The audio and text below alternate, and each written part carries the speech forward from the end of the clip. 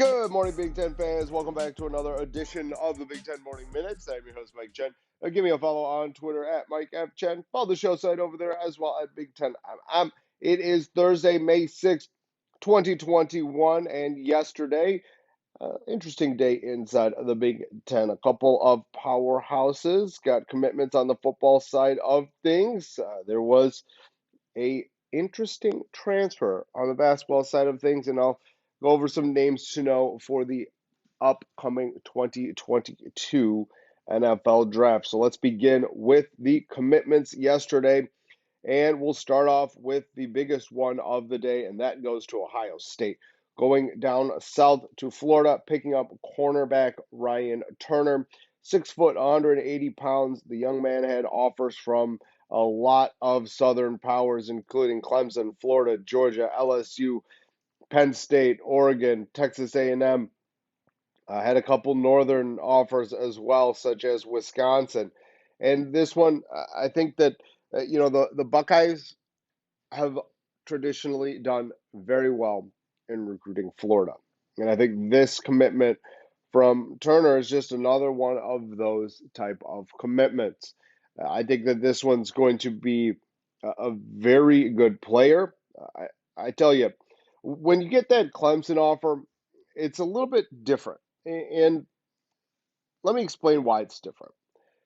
Dabo Swinney, throughout his tenure at Clemson, has been very stingy with offers.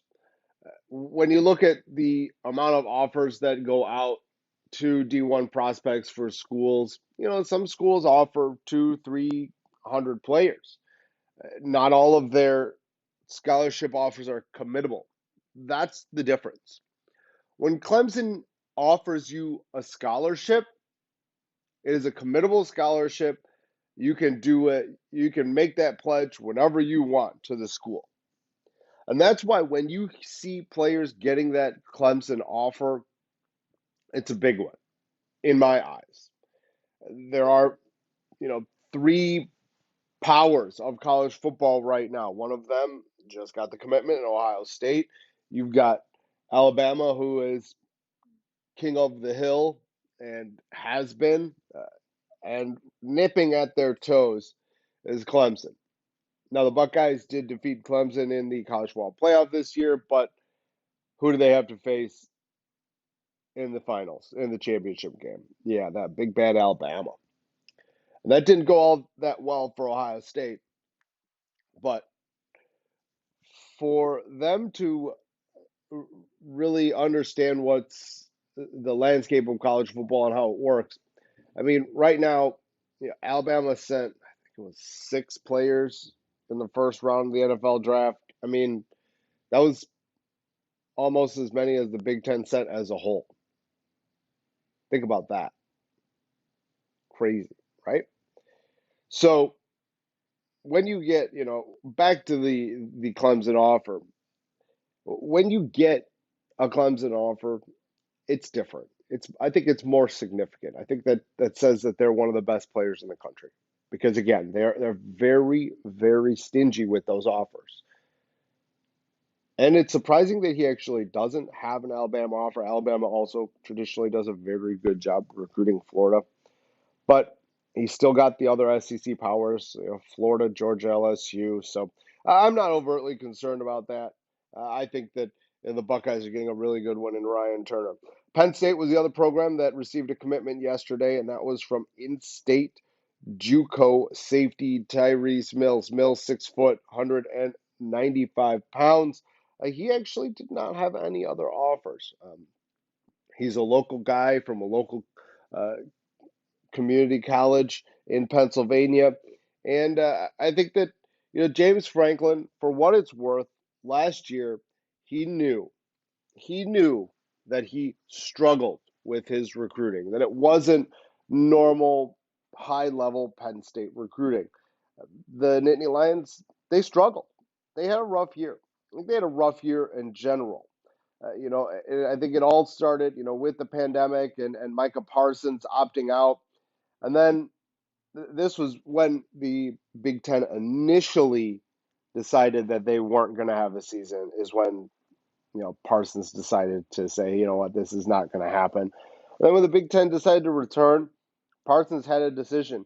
He was one of the very few players who opted to continue to stay out. A guy like Michigan's Jalen Mayfield, he opted out as well, and didn't come back.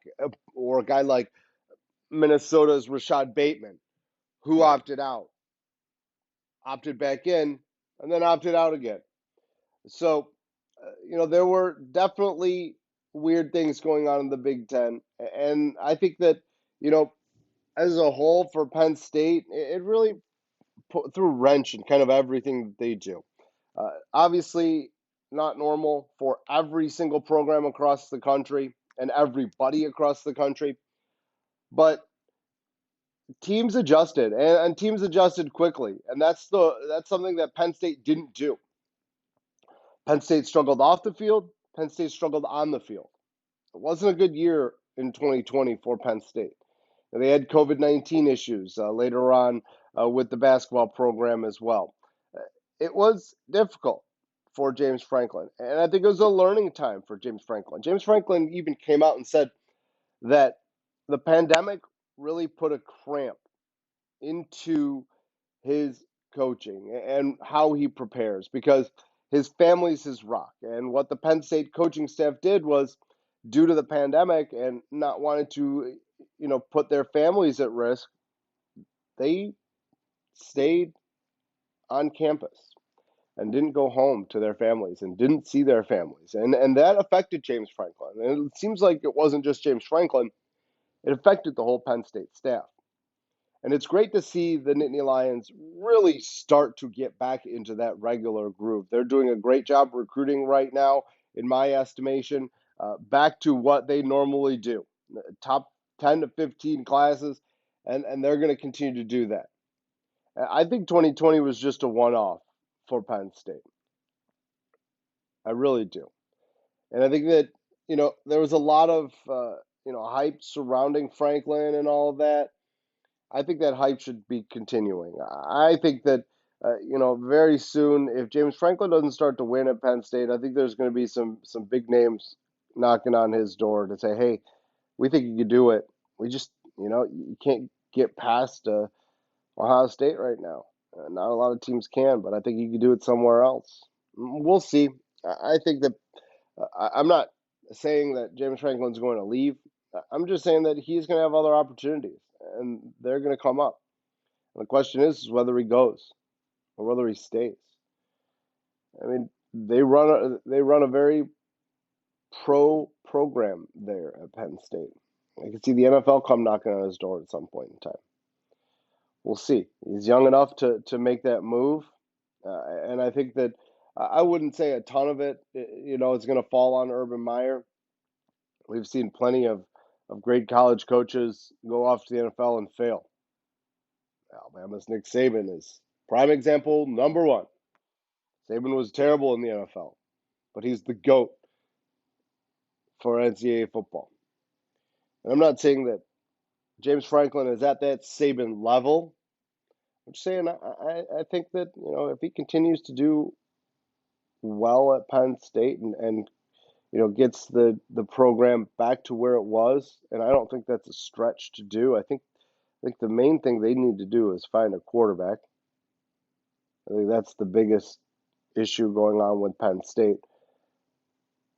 I could see the NFL come knocking. I really can.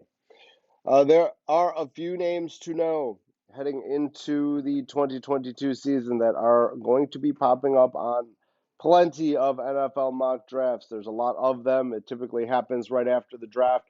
A lot of analysts and writers are looking forward as to where they are going to land, where these teams are going to end up with what players, who's going to be top picks. So here's a couple names that you should keep your radars on. We'll start off with Michigan and their defensive end, Aiden Hutchinson. I think that Hutchinson is a very good player. Michigan tends to get their top defensive end drafted in the majority of the NFL drafts, and I think it's going to continue. as Hutchinson should hear his name called early. Ohio State's got plenty of guys that are going to pop up on mock drafts. Their pair of wide receivers in Chris Olave and Garrett Wilson. You've got Sevyn Banks, the defensive back. There's other names that are going to pop up for Ohio State as well. It's just a matter of time. It's kind of odd that they only had Justin Fields go in the first round this past year. However, they ended up with tied with Alabama for the most picks in the NFL draft at 10. They had 10 picks in this past NFL draft. That's a whole hell of a lot. Produced George Karlaftis for the defensive end. That's a name you got to know. Big time name right there. Oh, I forgot to mention that Ohio State's defensive end Zach Harrison has been popping up on a few of the mock drafts as well. Harrison's a guy that's like it's supremely talented, but he really hasn't translated the talent onto the field. A five-star guy coming out of high school, he's just I think he's struggled a little bit with the transition from high school to college. This year's going to be big for him. If he breaks out, I could see him leaving. If he's good to great, he probably should come back for one more year and improve his draft stock. But he's a name that's starting to pop up. Interesting. He's got, like I said, tons of talent, but he just really hasn't produced that yet on the field. And then Penn State's offensive tackle, Rashid Walker. He's a guy that should get some looks ultimately by the NFL and could go very early also. Big Blue is happy. The reason why Big Blue is happy is because this past year was one of their worst seasons in a very long time. John Calipari struggled big time.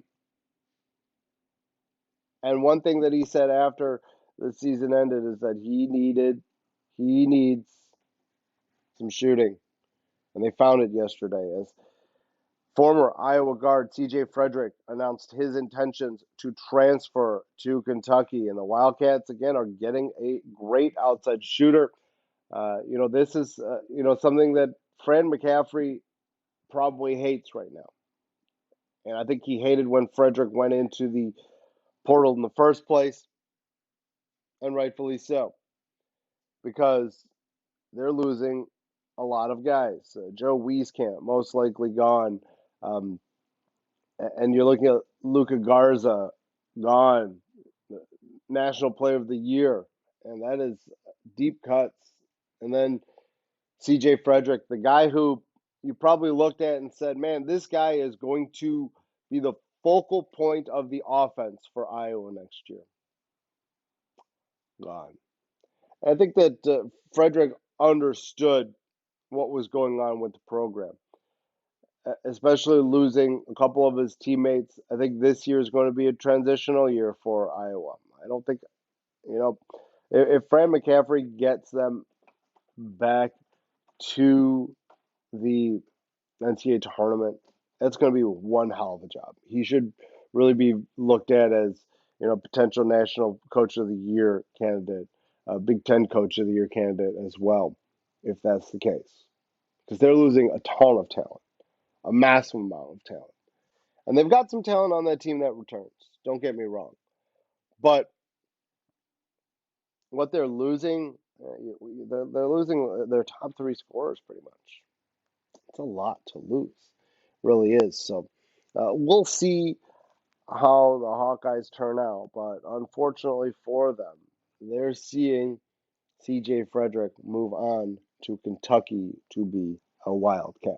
And that will do it for me this morning on your Big Ten Morning Minutes. Once again, I appreciate the listen. Go ahead and give me a follow on Twitter at Mike F. Chen. Follow the show site over there as well at Big Ten M. Rate us, review us, share us on all of your listening platforms. Have a great Thursday, Big Ten fans. I'll talk to you tomorrow morning.